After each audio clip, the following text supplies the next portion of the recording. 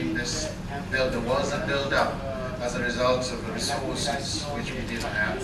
So there was a bit of a backlog there, but I can assure you from now on that part of our responsibility will come right, and the queues have come down. Commitment that we will have, as top of our priority, we'll have to recover the cost structure, and we had to take some serious measures in order for this to be achieved, and some activities were inevitably suspended, certain expenses were frozen, so there was some very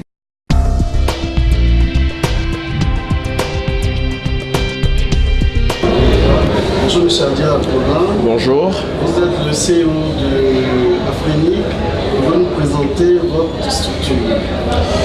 Afrinic, c'est un des 5 registres régionaux qui gèrent les adresses IP dans le monde. Chaque région, à savoir l'Europe, l'Amérique du Nord, l'Amérique latine, l'Asie et le Pacifique et l'Afrique ont chacun un registre. Et notre rôle principal, c'est de distribuer et de gérer l'utilisation des identifiants Internet. Alors, identifiants Internet, ce que nous connaissons le plus, ce sont les adresses IP, qui sont les numéros qui permettent à chaque équipement connecté à Internet de pouvoir communiquer de façon unique. Nous travaillons beaucoup avec les opérateurs et les gestionnaires de réseau à qui nous allouons ces adresses-là et qui à leur tour les utilisent pour connecter les utilisateurs finaux. Donc nous sommes un registre et notre fonction touche tous les pays de la région, y compris l'océan Indien. Mais à l'intérieur de chaque pays, nous avons plusieurs opérateurs évidemment qui utilisent ces ressources. Ok, vous aviez dit que vous étiez le 5e registre, alors quels sont les 4 autres? Les 4 autres sont l'ARIN pour l'Amérique du Nord, RIPE-NCC pour l'Europe et une partie de l'Asie, donc la Russie et le Moyen-Orient. EPINIC qui est pour l'Asie et le Pacifique, l'ACNIC pour l'Amérique latine. Afrinic est le dernier qui a été créé en 2005. Donc avant 2005, tous les opérateurs de la région devaient s'adresser à ces autres registres pour obtenir leurs adresses IP. Et ce n'est qu'à partir de 2005, quand nous avons été accrédités comme registre formel, que les opérateurs pouvaient obtenir des adresses qui étaient servies par un registre régional africain. Il y a une notion très importante que vous avez soulignée, c'est la gestion des ressources internes. Que nous renvoie ce terme? Que signifie la gestion des ressources internes? Alors, la gestion des ressources Internet, c'est d'abord la responsabilité de s'assurer que ces ressources, qui sont des ressources finies, soient gérées de façon efficace, qu'il n'y ait pas de gaspillage, qu'elles sont utilisées pour ce pourquoi elles ont été allouées et qu'elles soient également utilisées de façon adéquate, à ne pas mettre en péril la stabilité de l'Internet. Donc, en bref, notre rôle est de recevoir des requêtes des opérateurs, d'analyser ces requêtes par rapport à leur infrastructure, de regarder si la demande correspond aux besoins, de pouvoir leur allouer des plages qui leur facilitent le routage, qui est une activité un peu technique, de leur permettre d'avoir cette information publiquement disponible et globalement, de sorte que n'importe qui de n'importe où dans le monde sache quels sont les blocs utilisés, qui les utilise, comment elles sont annoncées, et tout ceci contribue à la stabilité globale de l'Internet. Donc ce sont des ressources critiques parce qu'elles sont le fondement même du fonctionnement de l'Internet. Elles sont critiques aussi parce que ce sont des ressources finies, donc on ne peut pas les gaspiller à tour de bras. Il faut les gérer, il faut les utiliser efficacement et il faut s'en servir pour un Internet stable. Alors, aujourd'hui, on parle d'IPv6, on était à IPv4. Alors, c'est quoi exactement la différence entre les deux et en quoi l'IPv6 est important aujourd'hui?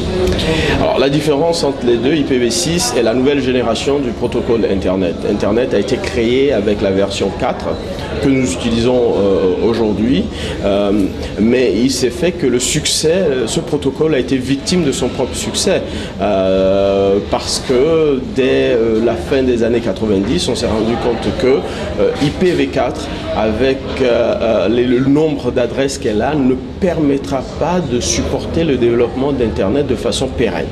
Donc IPv6 a été donc créé pour remplacer IPv4, fournir plus d'adresses, corriger certaines imperfections de IPv4 et permettre à Internet de pouvoir aussi servir ou pouvoir supporter certaines avancées technologiques. Donc IPv6 c'est la nouvelle génération d'Internet, et la transition d'IPv4 vers IPv6 c'est aussi un secteur dans lequel nous nous investissons beaucoup, bien que l'Afrique soit un continent où Internet émerge et croît très rapidement. Généralement on nous dit mais on n'a pas encore fini d'exploiter à fond IPv4 en Afrique, pourquoi parler d'IPv6? Nous avons encore des adresses IPv4 dans notre région, mais pourquoi vous passez du temps à parler d'IPv6? Alors, la réponse à cette question, elle est sur plusieurs angles. Je vais en parler de trois en particulier. Le premier, c'est que Internet est un réseau unique. C'est un réseau global. C'est un réseau où les équipements communiquent entre eux. En d'autres termes, nous courons le risque de nous insulariser en restant que sur IPv4. Nous arriverons à un moment où nous n'allons plus pouvoir communiquer avec le reste du monde parce qu'ils seront passés à IPv6, et IPv6 n'étant pas directement compatible avec IPv4, nous insulariserons nos infrastructures. Première chose. Deuxième chose, quand nous regardons le phénomène de la croissance de l'Internet en Afrique, c'est une croissance fortement portée par le mobile. Aujourd'hui, Afrinic a dans ses réserves à peu près 50 millions d'adresses IPv4.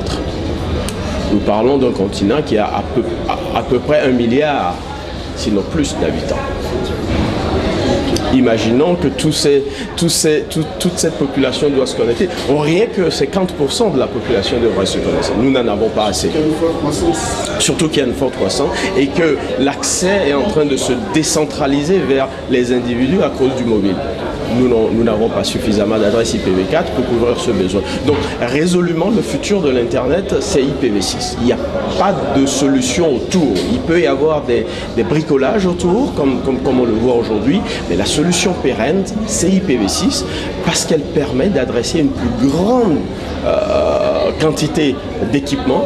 Il offre toute la flexibilité dont on a besoin aujourd'hui pour parler non seulement de l'Internet mobile, mais il faut regarder plus loin en parlant d'Internet des choses, de l'Internet of Things, où tout va pouvoir être connecté, on va pouvoir accéder à n'importe quoi pour soit fournir de l'information ou lire de l'information. Donc nous évoluons vers un Internet très pervasif où la quantité ou la capacité de pouvoir adresser de façon efficace et sûre ces équipements est importante, d'où le passage à IPv6 est primordial. Troisième raison pour laquelle pour une région comme nous le passage à IPv6 est important, c'est que c'est l'innovation. Internet, nous avons rattraper le train d'Internet au beau milieu, c'est-à-dire qu'il a été développé, il a été mis sur le marché, on l'a consommé, on a été des consommateurs de cette technologie jusque-là. Je pense qu'IPv6 nous donne l'opportunité de passer de consommateur à acteur, parce que c'est une technologie nouvelle. Partout dans le monde, il est en train d'être apprivoisé, d'être utilisé. Donc nous sommes au même titre que n'importe qui dans le monde au démarrage de cette nouvelle technologie, de ce nouveau protocole. Et donc nous avons la capacité aussi d'innover comme n'importe qui d'autre. Parce que nous avons la chance d'avoir atteint un certain niveau d'appropriation d'Internet au moment où IPv6 arrive. Donc si nous voulons positionner cette région dans l'écosystème global du cybermonde, du cyberespace, je pense que IPv6 nous donne cette opportunité parce que c'est un protocole qui n'a pas encore été exploré et que nous avons la capacité d'explorer et proposer des solutions innovantes, nouvelles, propre aux besoins de notre région, de sorte à montrer au reste du monde que nous pouvons aussi utiliser des technologies nouvelles pour régler des problèmes qui sont très spécifiques à notre environnement. Nous constatons que c'est un vaste chantier, c'est nouveau, il y a beaucoup de choses à faire. Alors, est-ce que nous avons des compétences techniques? Est-ce qu'il y a des acteurs au niveau de l'Afrique qui sont aujourd'hui capables d'implémenter cette nouvelle solution, ces deux opportunités que nous proposons Alors je vous répondrai simplement en disant nous croyons fondamentalement que les compétences existent. La preuve Afrinic, le staff d'Afrinic est composé à 100% de compétences africaines et c'est une équipe très très compétente qui a développé de nombreux programmes de formation qui sont aujourd'hui cités comme références dans le monde, pas seulement en Afrique.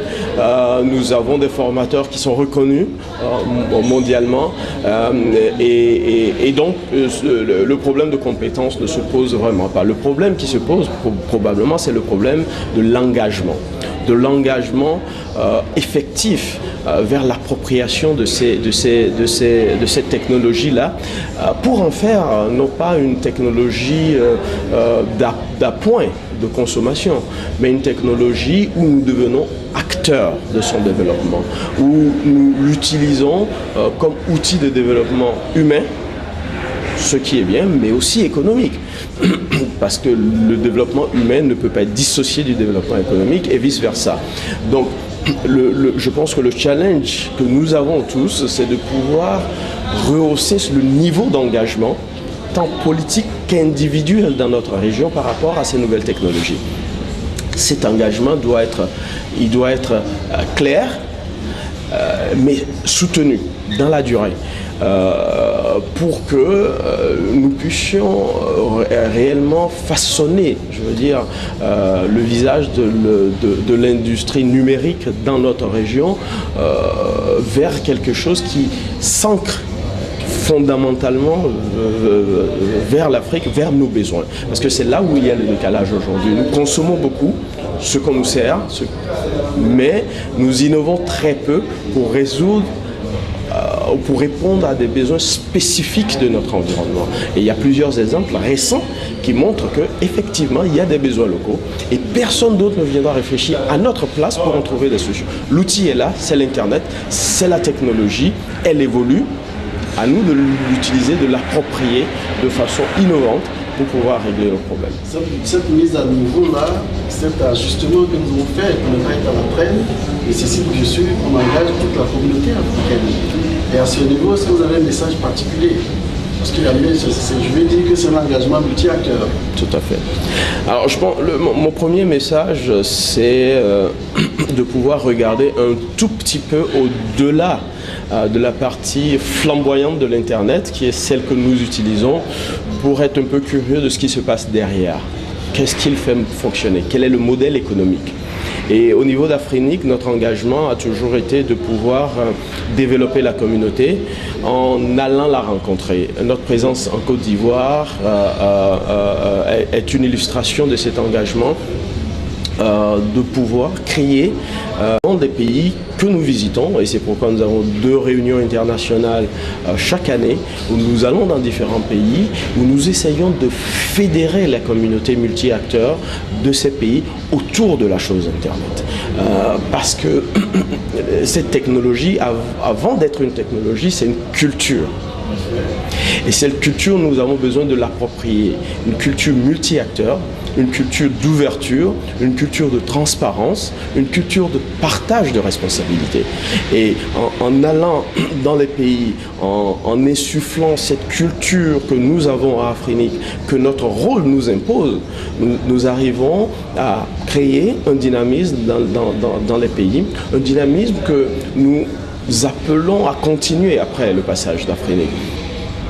Au-delà de ces réunions qui sont biannuelles, nous avons également des sessions de formation que nous offrons depuis notre création gratuite. Cette année, nous avons formé plus de 500 ingénieurs, par exemple sur la transition IPv4, IPv6, sur la gestion efficace des ressources. Et nous utilisons également le contexte de ces formations pour engager les ingénieurs et surtout les jeunes sur ces aspects politiques de l'Internet. Alors quand on dit politique, tout de suite on pense à la politique sociale, la politique qu'on connaît. Mais quand nous parlons de politique, nous parlons également de politique de gestion des ressources Internet, qui sont régies par des règles définies par la communauté, sur lesquelles nous avons besoin d'engagement, sur lesquelles nous avons besoin d'entendre cette nouvelle génération digitale qui utilise l'Internet. Quelles sont leurs visions sur l'accès à Internet? Quelles sont leurs visions sur l'utilisation de la technologie pour servir leurs besoins? Donc, nous utilisons également les formations comme élément catalyseur de cet engagement. Nous avons commencé à nous engager également très activement sur les médias sociaux, où nous essayons également d'attirer la nouvelle génération en gris, bien que je ne me considère pas l'ancienne génération, la nouvelle génération, dans un contexte qui leur est familier, qui est le contexte des médias sociaux.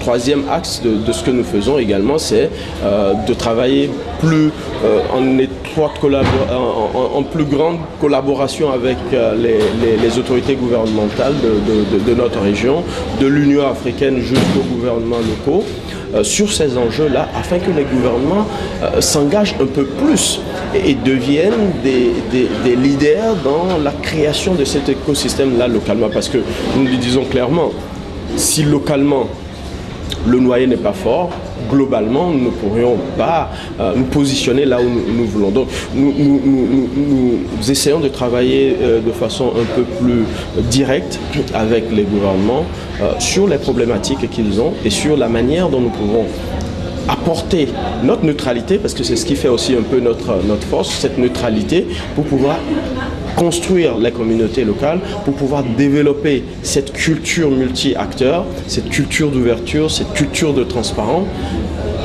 en toute confiance, sans appréhension, sans crainte de perdre le contrôle.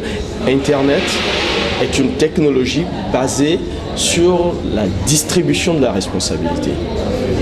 Elle n'est pas centralisée, elle est distribuée.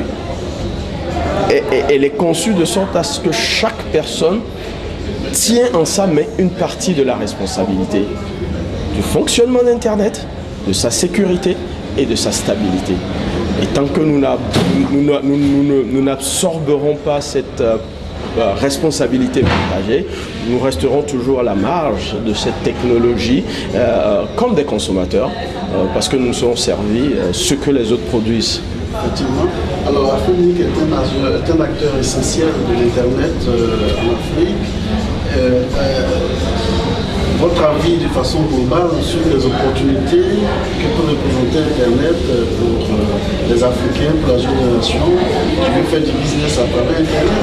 Est-ce que vous avez un message particulier pour cette frange de la population? Il va être très simple. Toute l'opportunité qu'offre Internet se trouve en Afrique.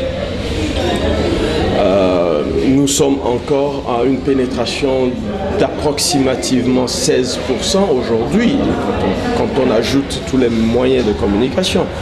Ça nous explique un peu tout ce qu'il y a encore à faire. Et il y a à faire non seulement parce qu'il n'y a pas encore beaucoup de personnes connectées, mais aussi parce que nous sommes dans une région en plein essor. Une région qui a besoin d'être développée, une région dans laquelle il y a un potentiel énorme économiquement à cause de l'agriculture, des ressources minières, de la jeunesse, du dynamisme de sa population. Et donc, nous avons tous les éléments pour vraiment utiliser ce média qui est un média moderne. Nous avons le média moderne, nous avons la modernité ou le dynamisme qui vient de la jeunesse, nous avons l'opportunité qui est la jeunesse de notre économie, l'émergence de notre économie. Donc nous avons tous les acteurs réunis pour maintenant laisser libre cours à notre imagination, avoir le courage d'innover, avoir le courage de prendre des risques. Effectivement, ce n'est pas aussi facile qu'on le dit, mais je pense que nous devons le dire suffisamment, aussi pour rassurer les opérateurs économiques dont nous avons besoin, les capitaux aussi, parce que les capitaux ont envie de voir une région sûre d'elle, une région engagée, une région qui est consciente de ses propres opportunités, qui est consciente de ses propres besoins et aussi qui est consciente de ses propres capacités pour prendre le risque. Le risque est partagé et donc je pense que pour cette génération digitale, nous sommes au bon endroit. Nous ne devons pas rater ce coche. Nous sommes au bon endroit, nous sommes au bon moment. Nous avons les outils. Ce sera à nous de les utiliser, de les exploiter.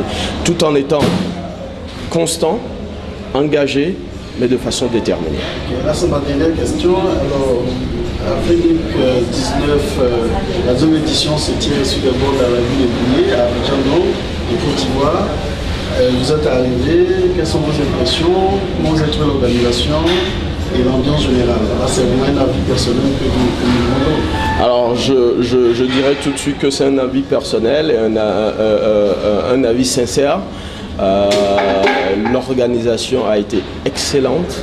Nous avons eu le support très engagé du gouvernement, des acteurs locaux, des opérateurs, de la société civile, ce qui est formidable puisqu'il nous a permis d'avoir une réunion très dynamique et c'est pour nous, c'est un facteur clé du succès de nos rencontres partout où nous allons. Nous avons aussi remarqué une communauté ivoirienne très dynamique, très jeune, très dynamique et qui résolument est orientée vers le futur. Je sais que la Côte d'Ivoire a traversé des moments très durs. Moi-même j'étais ici il y a quelques années un peu pour évaluer l'évolution un peu des choses dans la sous-région mais aussi en Côte d'Ivoire, et à cette époque on sentait un peu la fébrilité ambiante, alors qu'aujourd'hui on sent quand même un pays en mouvement, un pays qui a envie de tourner la page et de pouvoir avancer vers de nouvelles opportunités et surtout de se dire le plus important c'est de pouvoir rattraper le retard et de pouvoir faire les choses. Et pour nous c'est important parce que ça démontre aussi qu'après le départ d'Afrique, après le départ de toute l'équipe et de tous ceux qui sont venus en Côte d'Ivoire de pratiquement 35 pays, nous laisserons en place cette motivation-là, ce dynamisme pour avancer. Donc ça a été une superbe réunion. La participation était au beau fixe, la participation locale et internationale aussi.